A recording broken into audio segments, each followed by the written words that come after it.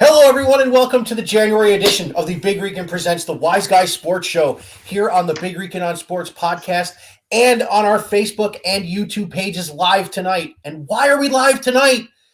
Because it's my birthday, and damn it, I'll party if I want to. You're an old fart. I still got you by about 4 months, but yeah. So you're older than me. As always, ladies and gentlemen, my guest host for the Wise Guy Show is Mr. JC Blue Note himself, Jim Cornetti. James, it's been 20 days since we spoke, sir, and a lot has gone on. Really? Yeah, January 1st. Really?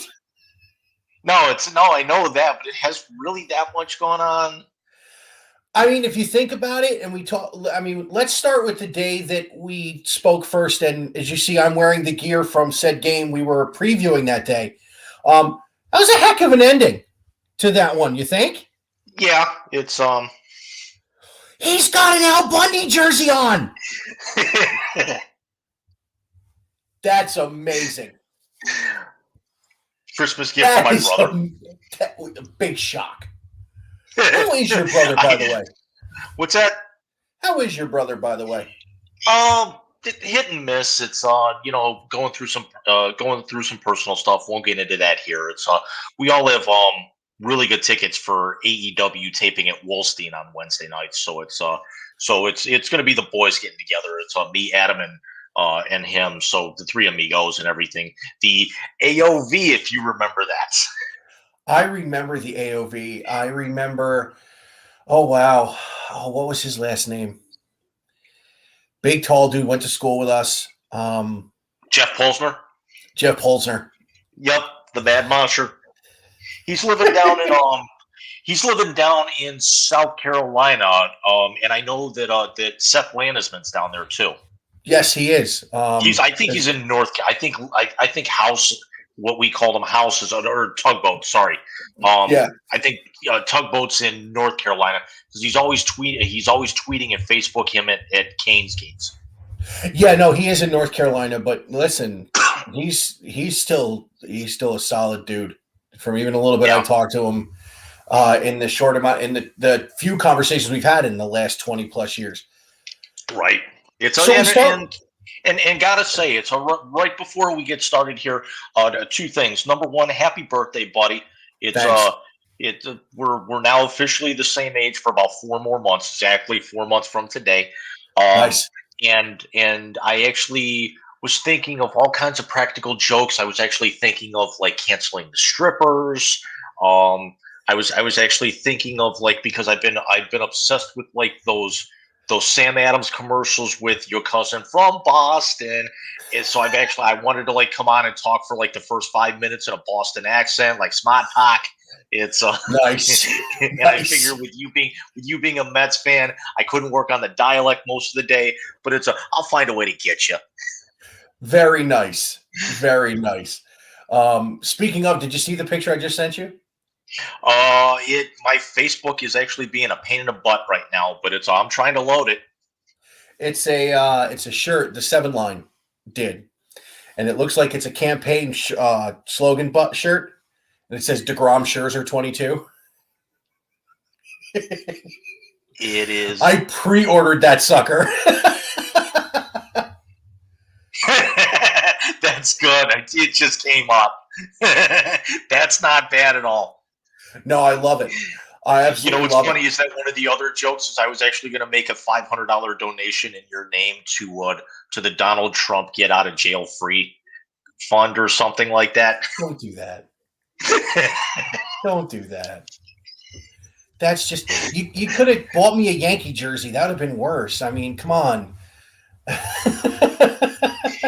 Would it have been worse of talking like a Boston accent for the next 5 minutes? See, the Boston thing doesn't bug me all that much because every time the Mets play Boston, they beat them. So, that wouldn't bug me as much as if I was a crosstown fan. But by the way, the over-under on us going off the rails was 10 minutes where we blew that out of the water. And I was going to say, how many wheels have already come off it? So I think I put the over-under at 3. Yeah, we're pushing 4. Right. So let's go. We're Flintstoning it at this point. I got big enough feet. Anyway, so just going back to the Rose Bowl for a minute, and then we'll get into the Cavs and the Browns from there. And I will ask you that question I asked John that you said you forgot already. Yes, I think I forgot about it about 5 minutes after I watched the show. I wish you would have tipped me off. And it was also that was the other thing I was going to bring up. It's good seeing John. I haven't seen John since graduation, which was 26 years ago. Boy, Yeah. dude looks good. Yeah, and the last time I saw him, we were actually working at Dick's Sporting Goods in Mayfield Heights together. When I was working there in college. Wow. Yeah, so it's just about as long for me. I'm thinking Dixon Mayfield, like the one that was in Highland next to Home Depot. Yeah, yeah. Okay, yeah, because I know that closed up. Okay, yeah, that one closed up a few years ago. It's only the one at Legacy. I think they turned it into they split it into a couple of things. It's like a Skechers outfitter, and they really actually did a lot with that area too. Yeah, well, I've been out. I've seen Legacy since it's been done because I've been out there. I mean, I went to the Clada was there for years. Yeah, it is now. Oh, I cannot think of the name. I want to say it's Barley House. I know it's one of the official bars and restaurants associated with the Browns and the radio telecast, but I can't remember exactly which one. Okay. Yeah, I want to say my tenure was 07, and I didn't get to my reunion, but I went out later in the year. And I went with a friend of mine out there to dinner, and I loved it. It was great. So let's jump back into January 1st. As I said on my wrap for this, we both expected Ohio State to win. We did expect a multi-score game. Listen, Utah came to play. Yeah. I mean, Utah came to play. I love their quarterback, by the way. That kid is good. And the kick returner. I think that kid's coming back next year. He is, but the kick returner is going to be electric at the next level too. Yes, it's which actually would be very nice to actually see somebody kind of take a flyer on that and use him as an actual specialist as opposed to try to convert him like everybody else does now. Yeah, and since you like that team that plays against Kansas City this weekend, like the old Steve Tasker type. Yeah, but that was actually but he was also. I mean, I've only been a Bills fan really since my Sabres fandom has kind of come back in the last few years. Yeah, but who was the one? Don Beebe was the wide receiver. Tasker was the one who had the double helmet. No, that was Don Beebe. No. It was Tasker. Don Beebe's the one who landed on his head. That's right. In the playoff game. Yep. Felix Wright. Mm-hmm. So here's what I didn't expect out of that game. I did not expect what C.J. Stroud and Jackson Smith and Jigba did in that game. I mean, if you could have heard Herb Street, did you watch any of that? Because you were watching the Blues that night. They were on a I was watching Winter Classic. Winter Classic. If you could have heard Herb Street on the final throw, that slot fade to Smith and Jigba in the corner, he didn't know what was better, the throw or the catch. But the best moment of the night was not anything to do with the game. It was they were doing Carmen, Ohio, like they do after every game, which is tradition, and Herbie actually hushed Fowler. Yeah, you told me about that. And because he's like, I got to hear this because I didn't know this. Herbie's kid is one of the backup tight ends. Yep. Yeah, because I knew the other two boys went to Clemson. Yeah, because Herbie actually goes on Carmen and Lima, or at least a couple of times a year during the leading up to college football season, during college football season, and everything. And Carmen and Lima are the morning show on 92.3 The Fan in Cleveland. And I got to tell you something. They I don't know if I told you this. They named the television booth after him at the Rose Bowl. Herbie? Yeah. That's interesting. Next year he will break Keith Jackson's records for most Rose Bowls called. That actually makes a lot more sense now. Yeah, I mean, listen, I prefer the Fox show now because of how much I can't stand ESPN, but Herbie is just different. Herbie's just a different level. Yes. Yeah, but And a lot of that's a lot. I mean, Herbie's great. Herbie, I've always been a fan of Herbie. It's Herbie was one of my quarterbacks when I was a Buckeye fan, but it's also because Brad Nessler, not Brad Nessler, what's his name? He was in the ESPN games. Musburger, Uh, no, who's his tag team partner usually? Fowler now. Fowler, yeah, but Fowler is just so damn good. He really is. I mean, I would love a game where you had your pick of Fowler and Herbstreit or Gus and Joel. 4-man booth. Oh,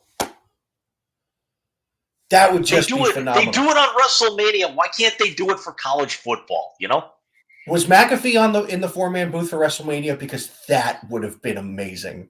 I don't really recall because WWE is so unwatchable anymore. I honestly have not watched anything voluntarily of theirs in about a year. I would throw on SmackDown one week because apparently McAfee is just off the rails. Yeah, I think the last time I watched anything was where they actually got caught up coming. I think like the last time I legitimately watched SmackDown was when they were coming back from one of their Blood Money Saudi shows and got delayed, and they had to bring all the NXT guys over, and Adam Cole was on SmackDown. And I'll actually be see Adam Cole in the main event Wednesday night at Wolstein. Oh, he's in AEW now. Nice. Yep, it's he's actually with his girlfriend Britt Baker now, and they're in an angle, so it's so much cooler because we remember watching Britt Baker on the Indies in Cleveland when she was trained by Johnny Gargano, who's expected to make his AEW debut Wednesday night. You were telling me about that on the first. That's going to be huge. And you went to Chicago for CM Punk's, right? We went to Chicago for Punk. We're expecting Johnny to, because Frankie actually used to, when he worked on the Indies, I think he worked with Johnny a few times. I've met Johnny and Candice LeRae, his wife, and two of the nicest wrestlers I've ever met. And honestly, I'd love to see them show up kind of, steering it off, the Rose Bowl for just a second, because Johnny, as great as he is, has never wrestled on TV in his hometown before. Wow. Yeah. You would think somebody who's done it as long as Johnny has would have done that by now. Yeah, but they never actually, every time they came to Cleveland, he was, every time WWE came to Cleveland, he wasn't on the SmackDown roster. And every time they toured with NXT, they weren't TV tapings because they always taped NXT down in Florida every week at their training center. Geez. Yeah. What a joke. All right, so that's why they're unwatchable.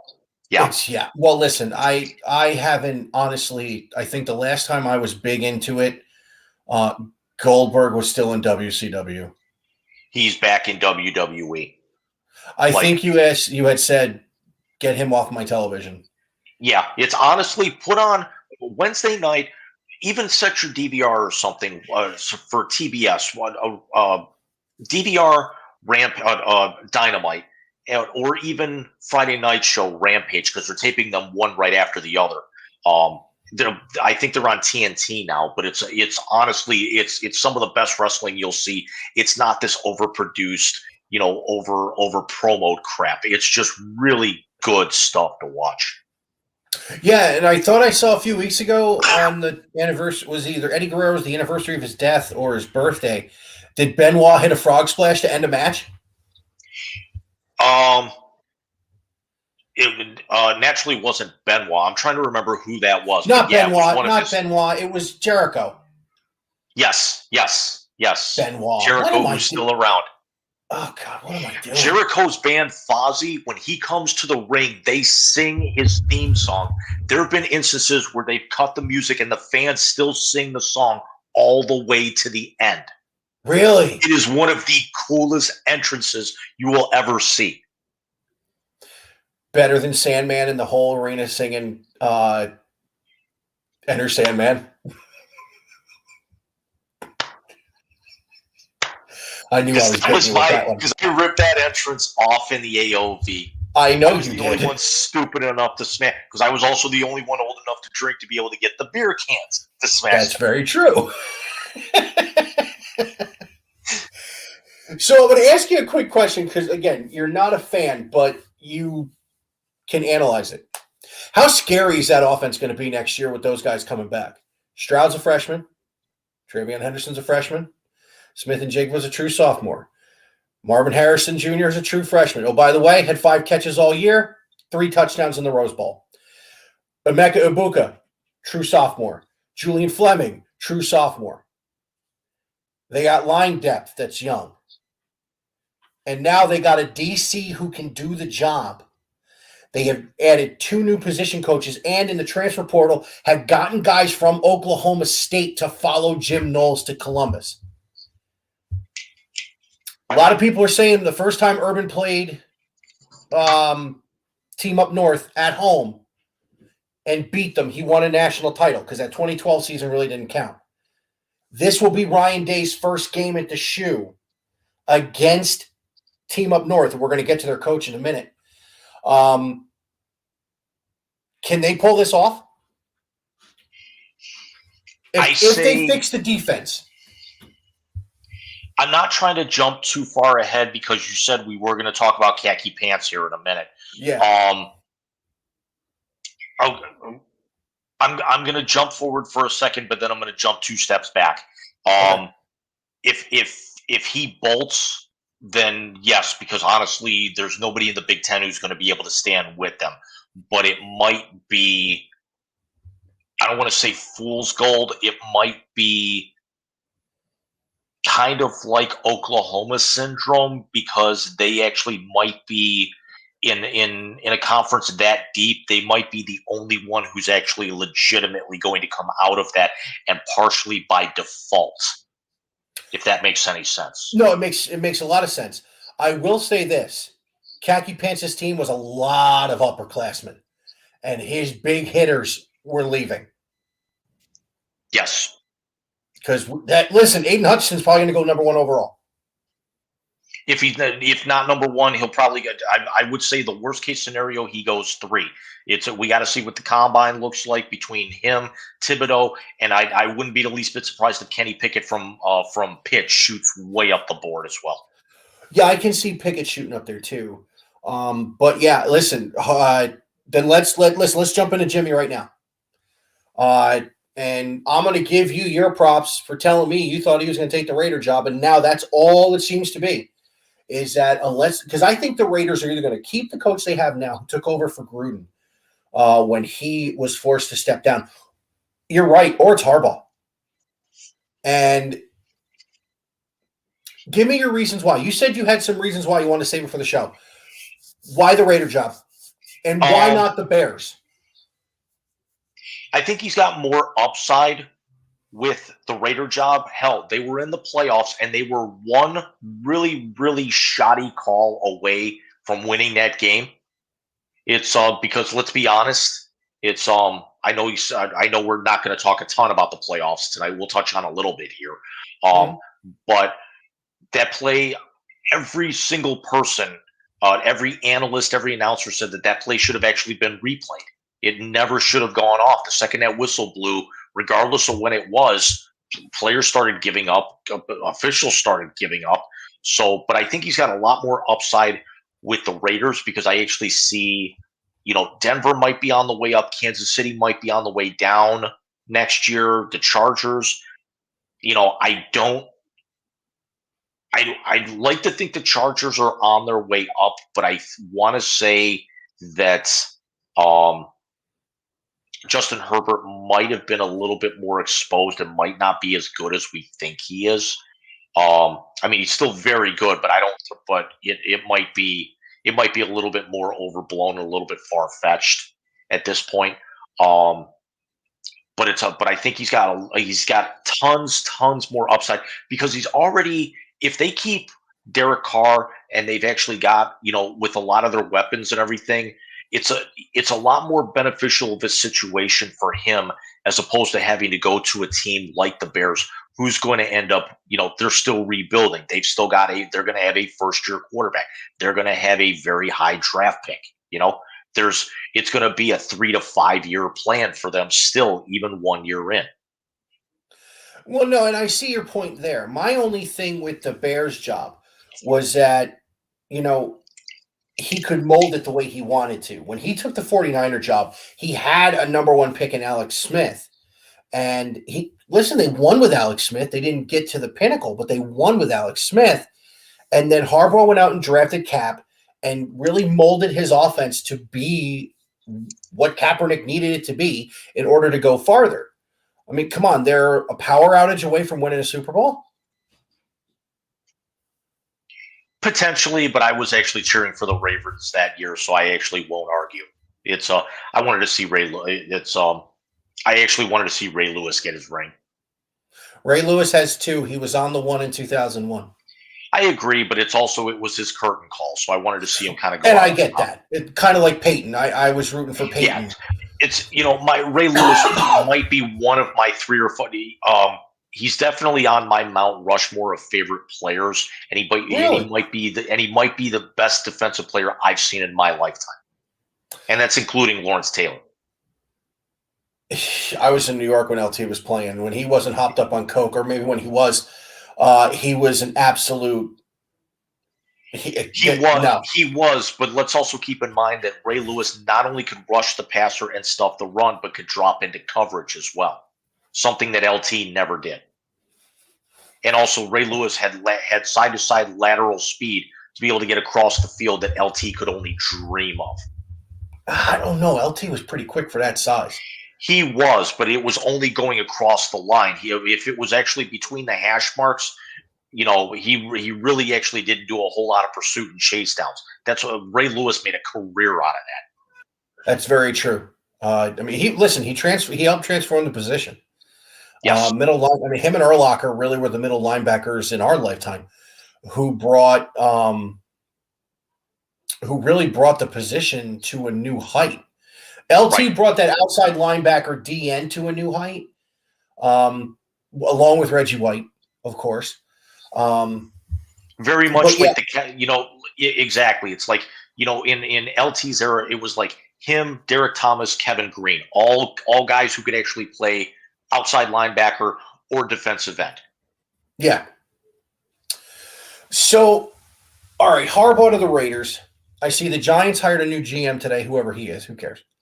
I also think the other thing with Harbaugh is that, especially as chaotic as they are right now, and as much as he likes to win the press conference, it's Harbaugh would actually be very, very good at working with children. Let's be honest. Yeah, and that was my primary reason, a little tongue in cheek, why he takes that job, because he'd be working with children on the West Coast. Basically. The other thing about that job that interests me is that with the injuries and the stupidity, they need a wide receiver core.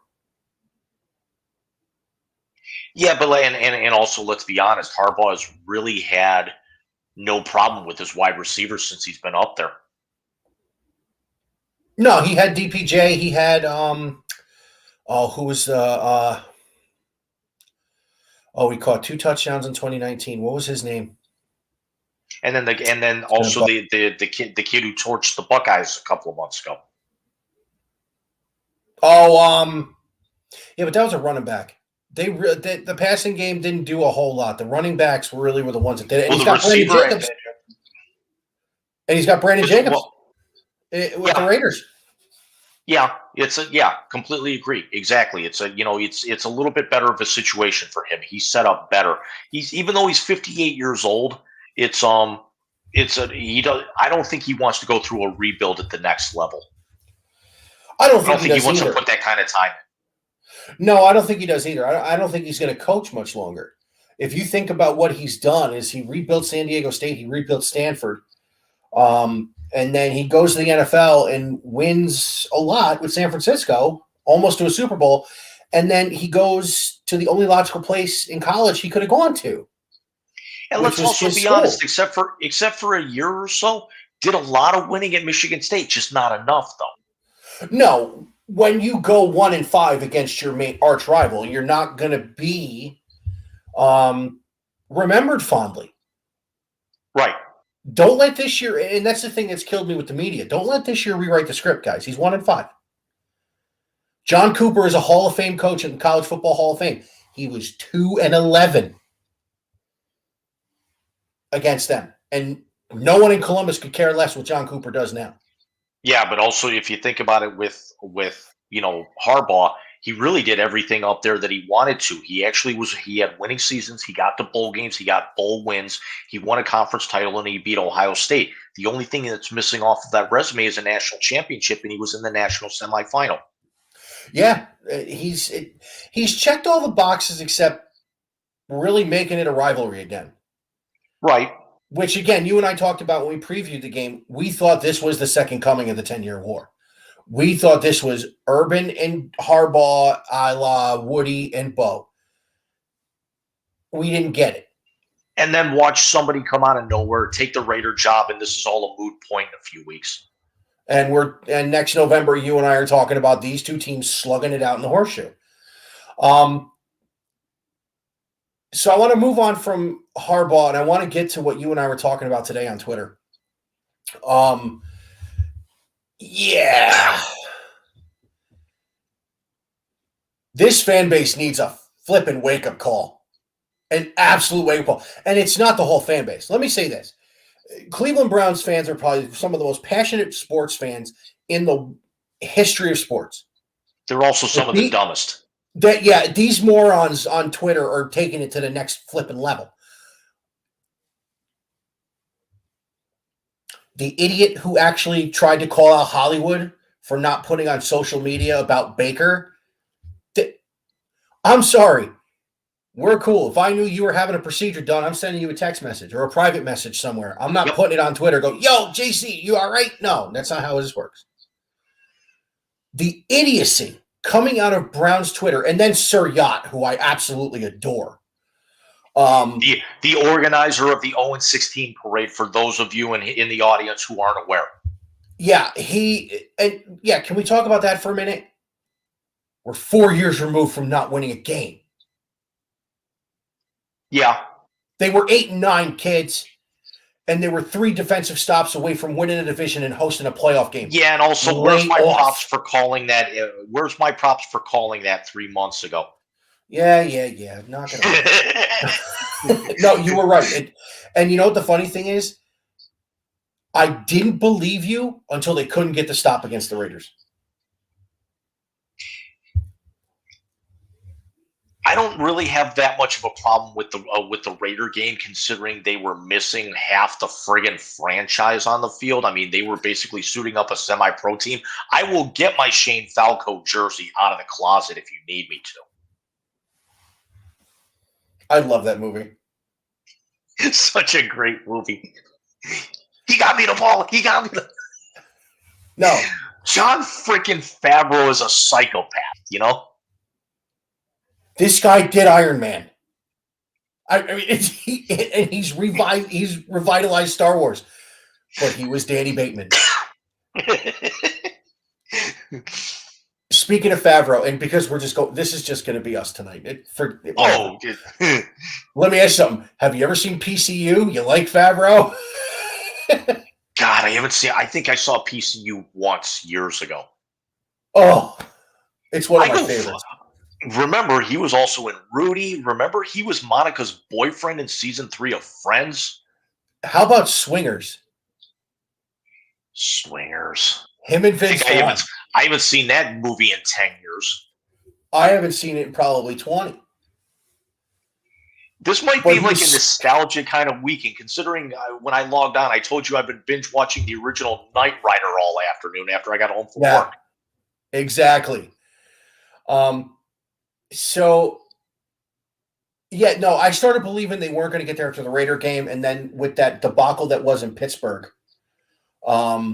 The Pittsburgh game was a debacle, and then they got shafted with the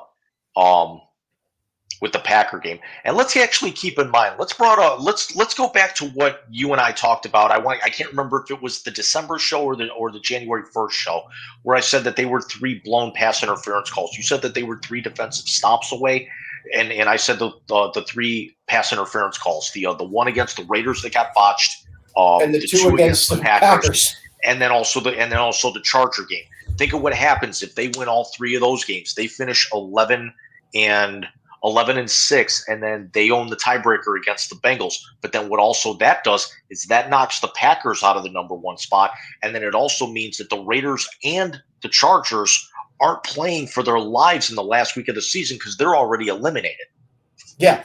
No, and the thing is, you can't control the referees, unfortunately. And obviously, Jerome Boger, by the way, they already announced he's not doing any more this postseason. So you already have Boger's going to losing that. You can't control the refs. What you can control is actually making plays, and that was my whole point of it. So now let's get to the question I asked John on Sunday night in the show him and I did. My contention is this. Every turnover and every scoring play in the NFL are reviewed, correct? Correct. Okay. My contention is, much like the targeting rule in college, if you have to review a turnover, you should be able to call the penalty if the turnover is caused by an illegal play. So having said that, he did correct me on one thing. The helmet-to-helmet rule in the NFL is a little different than college. Yes, I did see that, yes. So I'm going to go with my original question before I knew that. If they review that turnover in Kansas City last year on the helmet-to-helmet hit that caused the fumble that went through the end zone that Kansas City got the ball back right before halftime, I think we can both agree the Browns go in and score there and win that game, which sets up a date with the Buffalo Bills in the AFC Championship game. No disrespect to your Bills. That Browns team last year would have beat the snot out of them. With the way that the offense was clicking, I don't think they would have beat the snot out of them. I think they would have won. I think that Buffalo didn't have the firepower on offense, but I think Buffalo's defense definitely would have kept the Browns in a little bit more check, just not enough to let Josh Allen take over. So that means if it would have gone that way, the starting quarterback for the AFC champion Cleveland Browns would have been Baker Mayfield. Are we arguing over his status at all this season if that happens? Or does Andrew Berry go, blank check? Because now the one thing Cleveland's never seen, 3 World Series in our lifetime with the Cleveland Indians. A championship with the Cavaliers. Hell, the Crunch and 4 other finals, too. And 4 other finals. But the Browns in the Super Bowl? Like we said, if they win one, we'll all stand on the 480 bridge and watch the city burn to the ground. Exactly. Even though it'll be like 12 degrees outside and there won't be enough oxygen in the air to sustain the fire, but still, yes. There will be too many people shirtless at that parade, and you dang well know it. That is very because the parade will last from the 480 bridge all the way into downtown, the whole 12 miles it is. And it will last from the 480 bridge to the 12 miles downtown. It will start 5 minutes after the game goes to 000 until 3 weeks after the damn thing's over. Right. Because no business is going to open the next day because they're not going to be able to get into the damn office. And they're all going to be hung over. That's 4:15 on a Sunday anyway. That's true.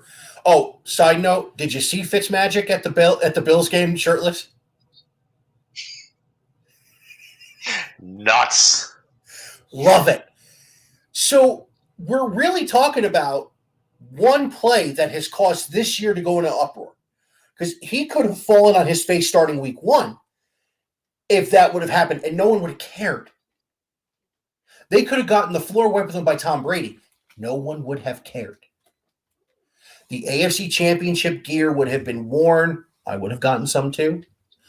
Would have been worn by every person in probably 150 to 200 mile radius of the city of Cleveland every day for however long it took before the shirt stood up on its own and the hat looked so gross you had to buy a second one. And let's also bring another thing into this, Matt, into this idea. It not only would have actually done that, but it also started infecting that god awful city, 90 minutes to our east. to be able. So it not only so it would have flushed all of that crap out of our city and started infecting theirs like it should be. Don't worry, it will. Yeah. And I think the Deshaun Watson meme was perfect, by the way.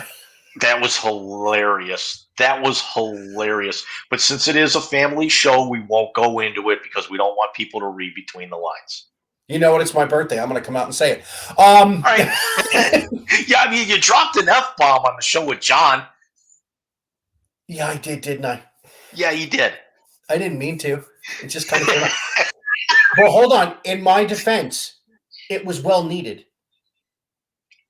That's true, and you haven't been demonetized yet, so you're good. I don't make money off of this. I don't care. When I start making money off of it, we'll talk. Right. But in all seriousness, so I sent, for those who are wondering what Jim and I are rattling on about, besides the everything, the thing that I sent Jim was a Deshaun Watson meme saying he's been signed by the Steelers because he feels he can fill Ben Roethlisberger's role on the field and off.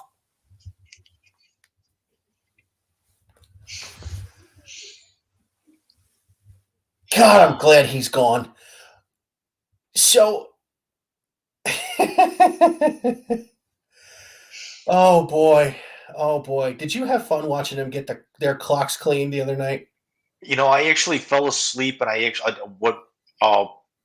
saw the watch strip sack at the very beginning, and then I fell asleep, and then I woke up right before halftime and saw what it was, and then I fell back to sleep, and then I woke up with about 8 minutes to go and watched the end of it, and it was like it was one of the better things I've seen all weekend. The only thing that topped it was actually sitting there watching my dad be forced to watch his beloved Patriots bow down horrifically to my Bills.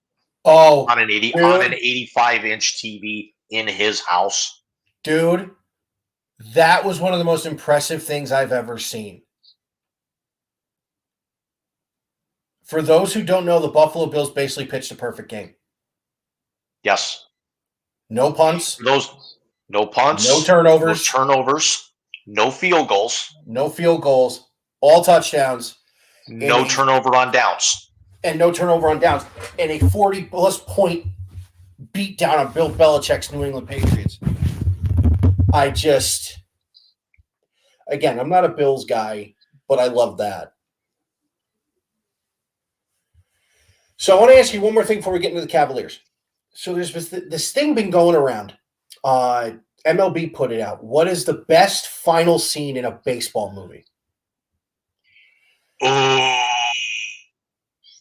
Now, I have not seen this. This is out of left field. You did not give me time to prepare. I didn't want to give you time to prepare because I'm not asking you which one you think it is. Let me see.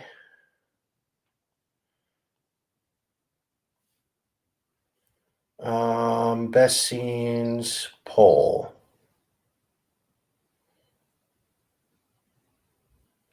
Basically, they're asking you for what you think the best final scene in a baseball movie is. Now they bring up. Are we talking the last scene of actual baseball like being played, or are we talking like fade to black? Last scene of the entire film. Okay. I was going to say, because then you can take Bull Durham out of it. No, because they're dancing in the living room. Exactly. You can take, for as much as I hate to say it, you can take For Love of the Game out of it because the end of it is him and her hugging on the floor of the airport. I gotta say, dramatically underrated movie. I love that movie. For Love of the Game? True story. True story. I did my buddy a solid and took his girlfriend's friend to see that the night of Robin Ventura's Grand Slam single. Oh, wow. And I missed it.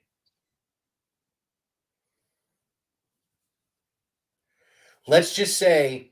It's hard to also believe that Kelly Preston's not with us anymore. Yeah, it sucks, dude.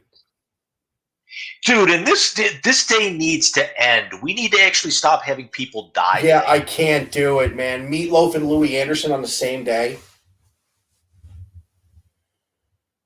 It, I sent a tweet out earlier. Is that sure? Everyone's going to remember Meatloaf, as Robert Paulson and everything. But I also remember the afternoon show that was on before Alan Cox was the Maxwell Show, and he used to tell the most god awful joke you've ever heard about Meatloaf.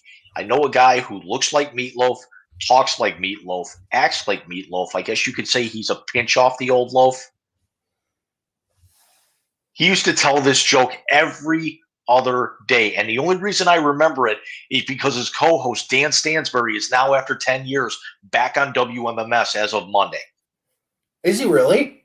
Yes, Stansbury's back in town. He was doing, I think he was doing like Canton or something like that. Yeah, I thought, because Stansbury was there when I was still living there. Yep. But it's and then Louis Anderson. My father has a recorded VHS tape. It is the 1984 HBO Young Comedian special from Dangerfields in New York, where it is the TV debut, the national TV debut of the late Bob Saget, Moment of Silence, Sam Kinison, Rita Rudner, Yakov Smirnoff, Louis Anderson. Wow. That's a lineup. And Maurice LaMarche, who's done a absolute crap ton of voice work for all the cartoons we used to grow up with in the 80s. That's crazy. So I remember Louis Anderson, probably my favorite joke, because this was like right after the LA Olympics in '84. Says, I tried all the events. I tried the pole vault, drove that sucker right into the ground. I did a good thing, though. I straightened out those uneven parallel bars. Broad jump, killed her. Tried all the events. I don't know if you saw me, hula hoop contest.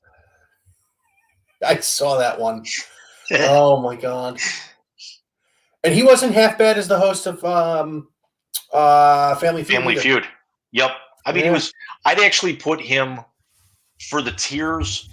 You got to put Steve Harvey at number one. I'm sorry. Richard Dawson's the original. You got to put Steve Harvey at number one. I actually got to say I would probably put Ray Combs at number two, and then I got to put Louis at three. I would go Steve Harvey, Richard Dawson, Richard Karn, Louis. I liked Al was one of my favorite characters. I did like Al, but I actually think Louis incorporated a little bit more of his stand up with his I don't want to say like one liners, but just his trigger happy, be able to jump on any comment in there as well. And I think I think that was the intangible that Al Borland never did. That's very true. So with the movie thing, I would argue that not only does Major League have the best final scene in a baseball movie, it has the best first scene in a baseball movie. Because do you remember what the first scene in Major League is? I used to have that movie memorized. Like, it's the boardroom scene.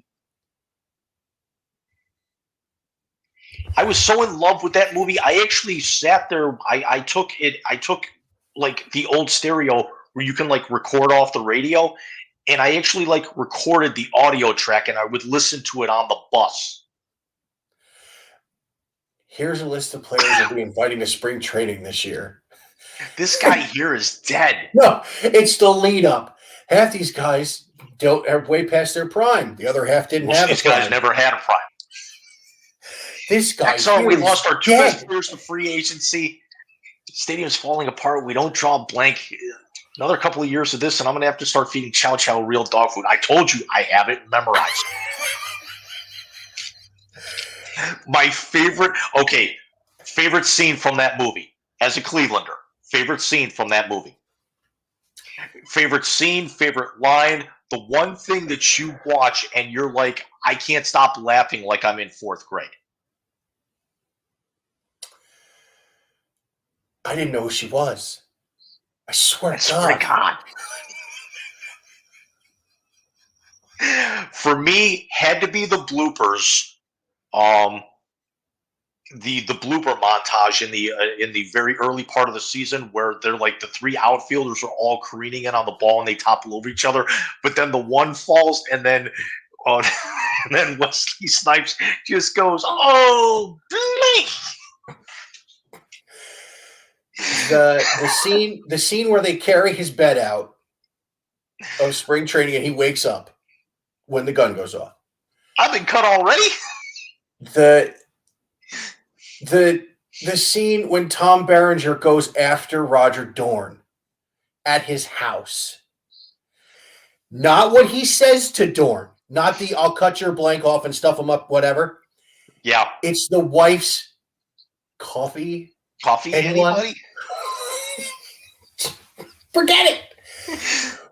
Because some of the ones they talk about The Natural, which of course is a phenomenal ending with the blowing up of everything. They talk about Field of Dreams. That wasn't the final scene. Yeah. Yeah. Because that was him playing catch in the cornfield. Exactly. The final scene of, they talk about the final scene of Field of Dreams, which again, depending on how long you think a scene is, you're talking from, "Hey, Dad, want to have a catch," to the cars coming up the driveway. So right. The big speech coming true. But as I said, I actually have to say, though, probably maybe not the best scene, but definitely the one that actually makes you call your dad right after you see it. Yeah. Yeah.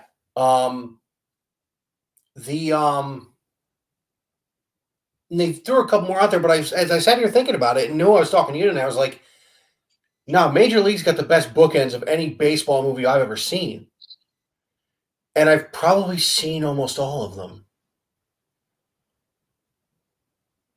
You know what? And even though everyone thinks it's absolute trash, I had no problem with the ending of Major League 2 as well. Him running out to the stands was a little much to me. Yeah, but I liked her a lot more than I did the ad woman. She was a lot more relatable. Yeah. Me too. And also the fact that he could get those kind of ups in hard cleats back in the 80s to get over that wall. He said he took steroids during those movies. That is true. God knows what he had going through his system. And Roger Dorn getting tackled by Slider when nobody would celebrate with him. That was the best. But in all seriousness, did you hear John say he's got a Roger Dorn jersey? He had one made. Yes, I did. Yes, I did. But I'll tell you what. And there was a Rube Goldberg reference, if I was not mistaken. Yes, there was. Because I said someone needs a Rube jersey, and he started laughing because when John and I were playing ball together, when the going gets just some of Rube's quips, my mama died. I'm on the rooster. No. I still say that to this day. I'm on the rooster? I'm on the rooster. No. When he goes, but you know what happened? My mama died. And I didn't think about my mom.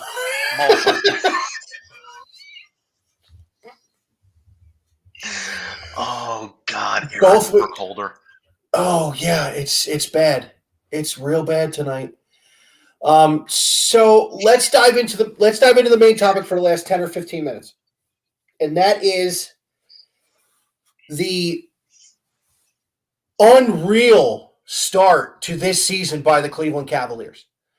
It's not even a start anymore. They're halfway through, buddy. Well, I want to put this in some context. As my daughter wishes me happy birthday on Facebook as she's watching. Thanks, Kate. So let's talk about this Cavaliers team. Let's talk about Kevin Love was on JJ Redick's podcast and said, and I quote, "This is the most fun I've had other than 15-16 in my entire career. This is a team that should have 2 all-stars on it.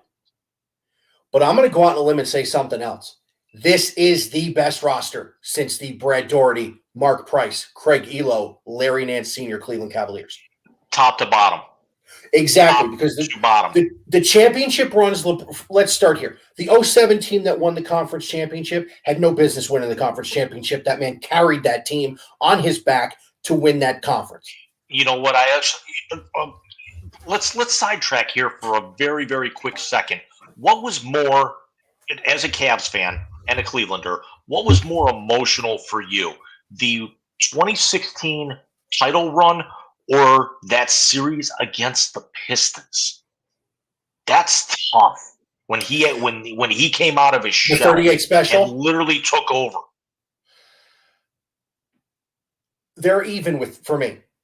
They are in it. They're a dead heat for me because he came out of his shell with that one and carried that team. I mean, you think about it. The '07 team, as I call them, LeBron and the dumpster fires.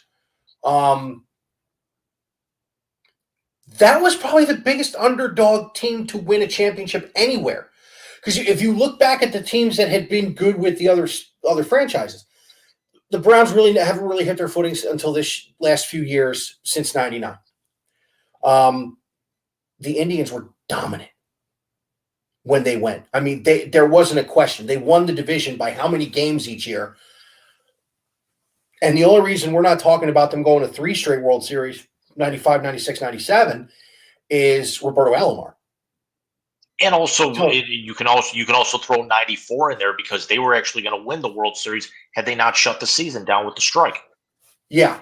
Although they were in You were, second you were place. you were on pace for a Cleveland Indians Montreal Expos World Series that year.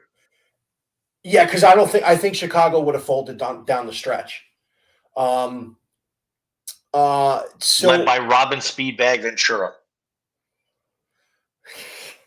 hey, listen, Jim Rome tour stop. he played for the Mets for 3 years. Playoffs, pennant, '01. That was his 3 years as a Met. Still never apologized to Nolan Ryan, to quote Jim Rome, for breaking his hand with his face. It's top of his head, but I know what Romy's talking about. So honestly, it's about even with me. That 15-16, remember, that wasn't a run until they were down 3-1. That was the Eastern Conference playoffs were a coronation. They weren't a playoff series. All 4 of those years, well, 3 out of those 4 years, they never got challenged, except for No, maybe Toronto in the third one. They never really got challenged going through the East. Toronto. It was the second one. It was that year because they didn't lose a game in the first 3 rounds. They didn't go 12-0 through. I know They were the first 3. I know the first 3 years they went 8-0 through the first 2 rounds. Yeah. And then, I of think course, Toronto actually. Yeah, I think Toronto had them down 2-1. no, Toronto won Game 3 in Canada, and I think that was 17. That was 16. That was the title year. Okay. Toronto won Game 3, and Cavs won Game 4 last second to go up. No, that was done in 6. They won it in 6. So Toronto won both games in Toronto. Cleveland came home, won Game 5, went back to Toronto because the NBA is stupid like that. Right. And they went back and won Game 6 because I remember LeBron being interviewed on the court, and the fans in Toronto were still cheering for the Raptors. And he made a comment. He goes, "This is amazing." Yes. So, yeah, that '07 team was special because they were a bigger underdog than that 16 team. But that 16 team, if you think about it, 1 through 7 were outstanding. Your 8th man on that team was Delly, who really didn't play in the finals, a year removed from almost being the running mate to getting LeBron the championship in the first year back. Because he was the only one healthy. Yeah, literally.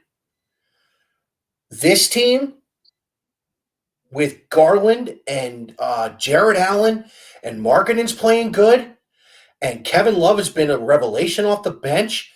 And look at how Dylan Windler has stepped up in the last couple of weeks. Windler has been amazing. I loved him when they drafted him. Evan Mobley's going to win Rookie of the Year. Where in the hell has Brandon Goodwin come from? You know what? His numbers are not great, but every time No. he is on the floor, he spells Sexton at the not Sexton, Garland at the absolute perfect point. Yes, and he's a playmaker. And if you think about it, Garland is your old school throwback point guard. He wants to make his teammates make plays for them first, and then he scores when he has to. He's not like the idiot who was talking smack the other night when he was in Cleveland. Yeah. Won you a Who championship. got Shut up. fined 25? Who got fined 25 grand earlier today? Who cares? Right. And I was supposed to be at that game if it wasn't for this friggin' blizzard. Get the Flat Earther Society to pay your fine, Kyrie, you idiot. Anyways, but this is the most talented roster, and Bickerstaff is the perfect coach. Oh, he's gonna. I gotta. If he gets the Cavs into the playoffs and they are not in the play-in tournament, I think he wins Coach of the Year unanimously. You could take your Steve Kerr. You can take your Steve Nash, and you can shove him. No, Bickerstaff should win that award, and I will tell you this: to have Kevin Love playing where he's at is really a minor miracle. I'm glad you brought him up. Let me throw something out for you. Do you offer him a 2-year extension at maybe 20 to 25? Which would put him, I want to say, 17 to 20. Which I want to say would actually have him playing here until he was about maybe 36. But he's got to understand he's not a starter. Which he already understands now. Then I give him the deal. There is nothing like having a champion in the locker room. For right, wrong, or indifferent, Kevin Love was a massive part of a championship, especially here. And basically, and now you actually bring, even if it's just for the end of the season, or if you bring him in next year, Rajon Rondo as well with that championship mentality. Yeah, and listen, we're 2 years away from me getting what I want. And that is the Cavaliers finding a way to draft Bronny and bring him home for one more run.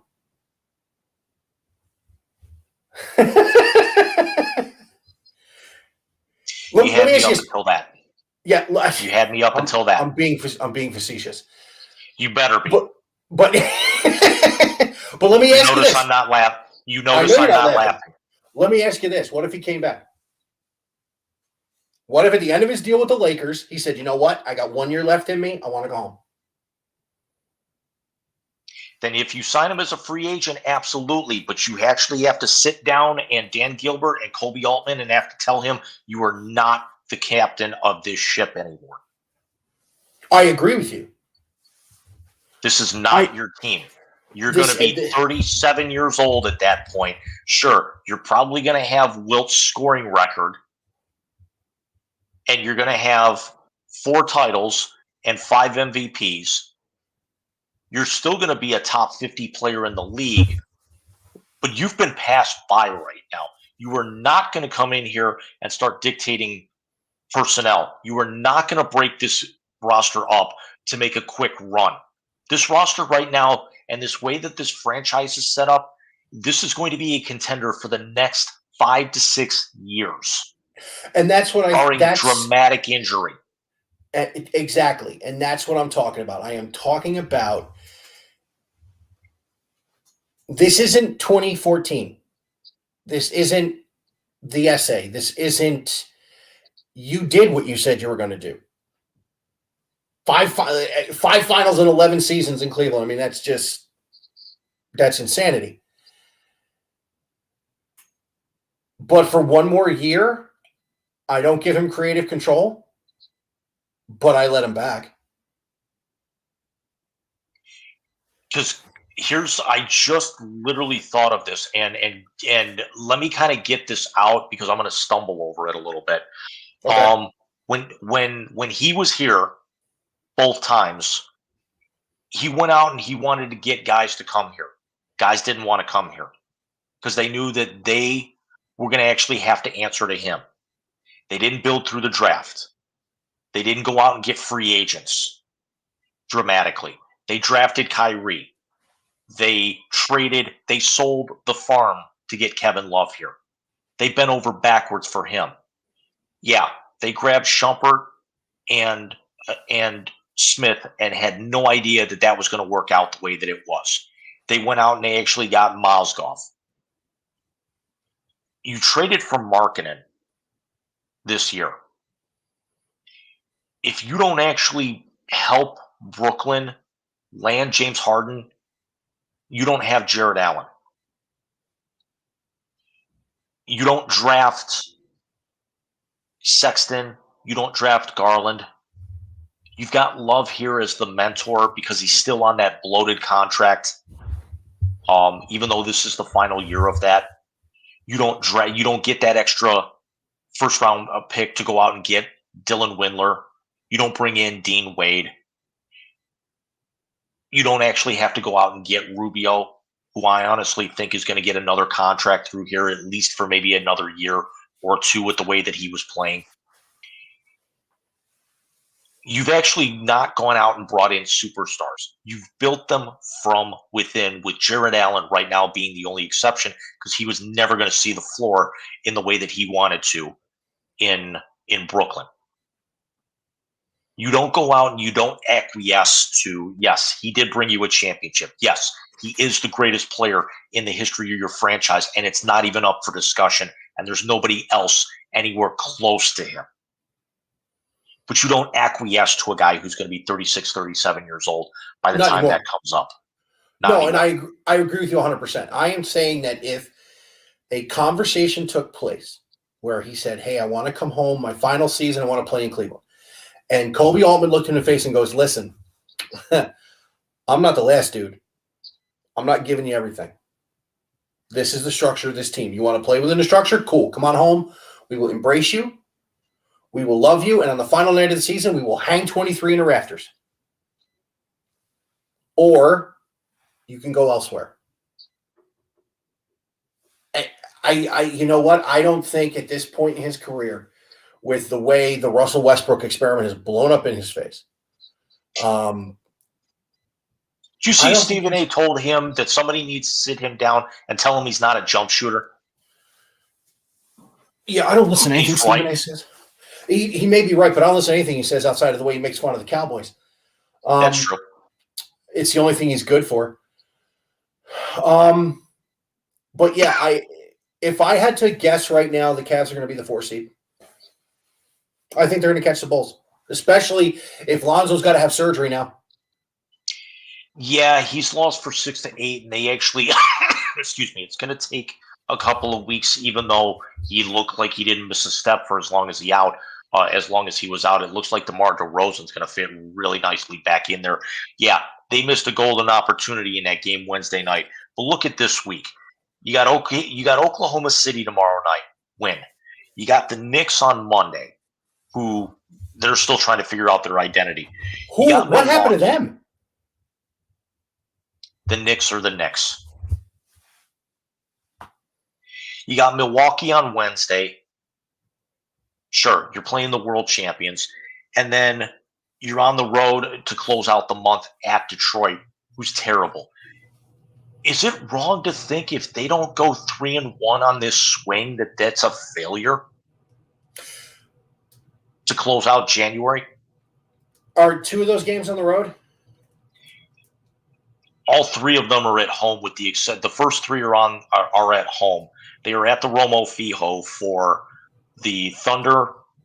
They're at Romo Fijo for the Thunder, the Knicks, and the Bucks. They are in Little Caesars for Detroit to close out the month. So Romo Fijo, it sounds like something that CBS is going to do on Sundays on football broadcasts. You all right? Seasonal allergies. There's no moisture in the air. As my heat kicks on above me. It was -4 here this morning. We're actually waiting to hear. It's my dad was supposed to text me. And he has not yet as to somehow, some way they got that game in on Monday right after that blizzard ended. It's and there were still quite a few people in the stands, but we were not there, so we're actually trying to figure out what game they're going to give us instead. Well, let me know, because that sounds like a lot of fun. So I wouldn't mind actually going to Pride Night tomorrow night to watch them whoop up on OKC. I'd much rather actually have them do that or the Monday against the Knicks as opposed to actually watch them possibly get blown out by Giannis on Wednesday. I think they can play Giannis tougher than that. Giannis is still the best player in the world. I agree, don't give a damn what everyone says about LeBron and Steph. Giannis is still the best player in the world. I don't disagree with you. I will say this. I think with as deep a roster as the Cavs have, Milwaukee does not have that deep a roster. So I think they can make some hay, but we'll see what happens. But the difference is Milwaukee's got a lot more veteran, experience That's with that roster, whereas the Cavs are extremely young.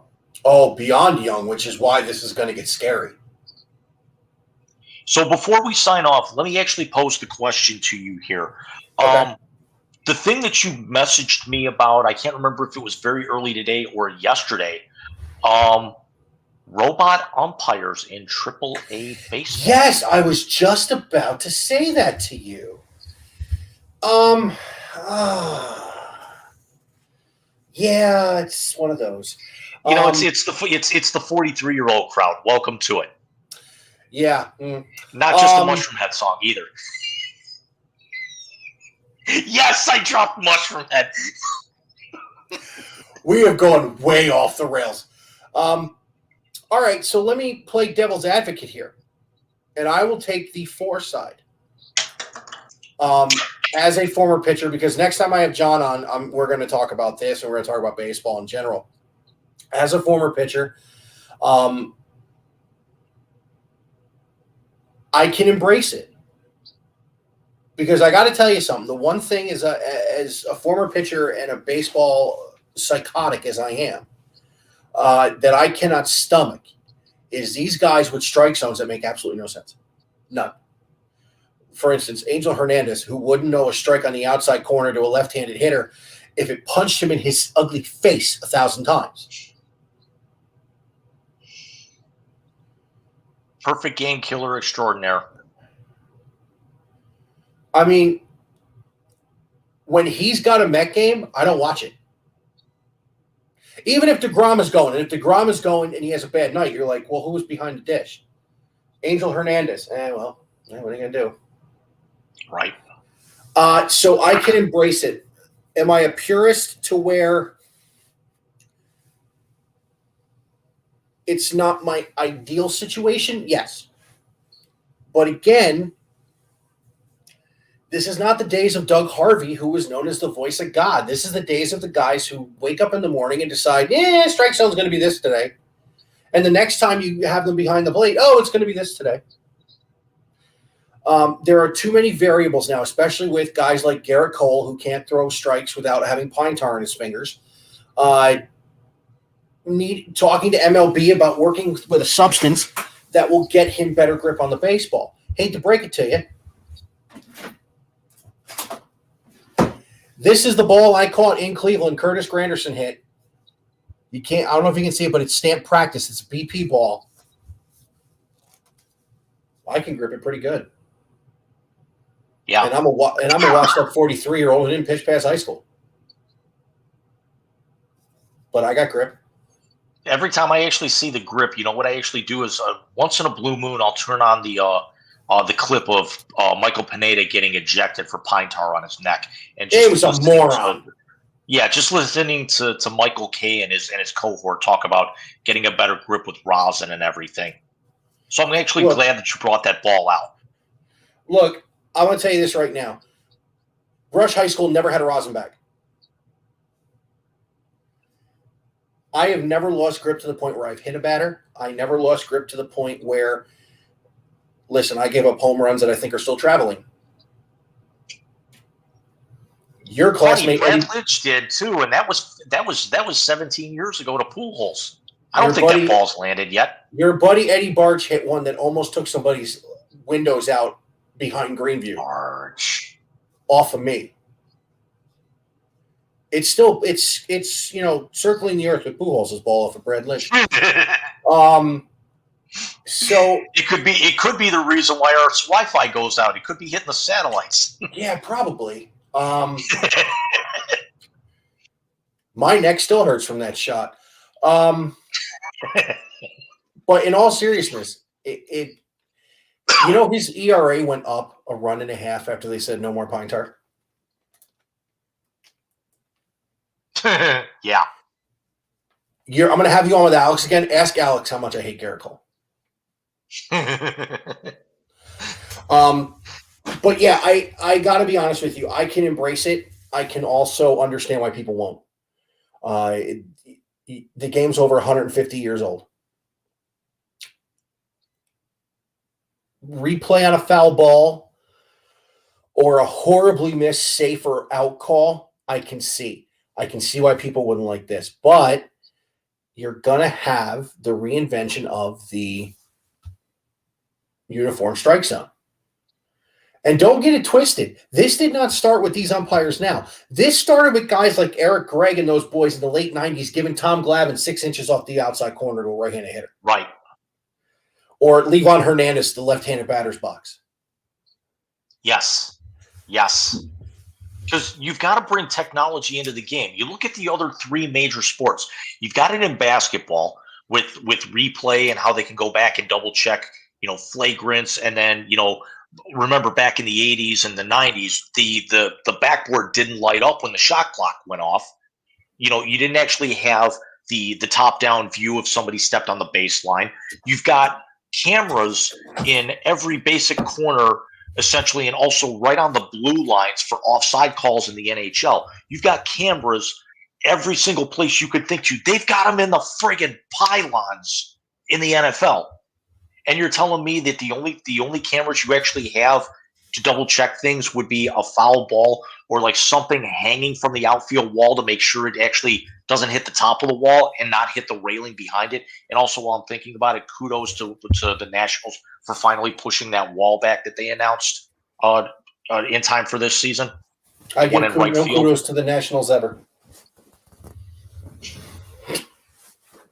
Because I hate them. No, well, we are actually 12 minutes over what I wanted to go because we get going, and again, it's special night.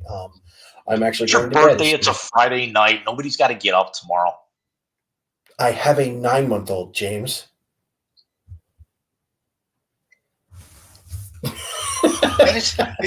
I'm trying to think of some retort that your wife's not going to shoot me over. Nah, she won't. No, you will. So, real quick, love the last video. The Tennessee Titans are a big favorite going into this weekend of the playoffs. So I love that. And the fact that Derrick Henry's back is pretty huge. I did not realize he was only 400 yards behind Nick Chubb, even though he missed half the year.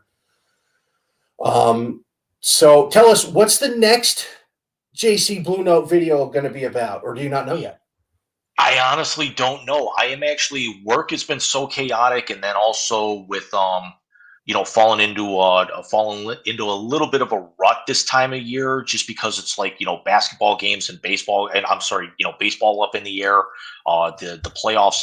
There's tons of stuff to write about, but I actually don't want to fall in line about writing everything that everybody else wants.